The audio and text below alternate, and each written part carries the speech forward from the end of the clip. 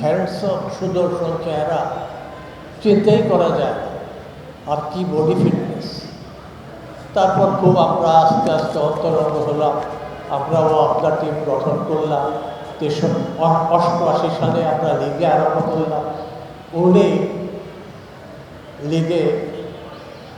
73 সনে পাতিয়ালা করে এসছেন।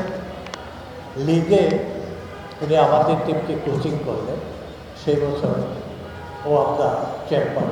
দেশ বরেণ্য ক্রীড়া সংগঠক আমরা অনেকের নামের আগে ব্যবহার করি, কিন্তু সারা দেশের স্পোর্টকে যে ওন করে সে হলো মোস্তফা কামাল। কামাল ভাই সম্পর্কে আনিস ভাই থেকে নিয়ে সবাই অনেক কথা বলেছেন।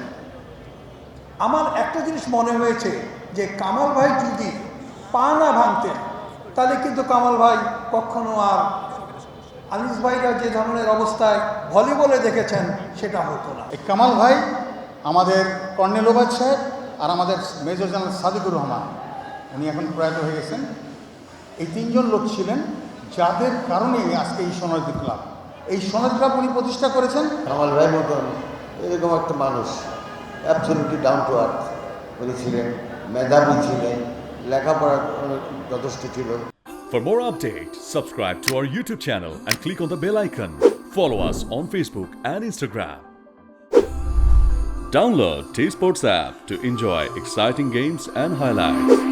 Visit tsports.com.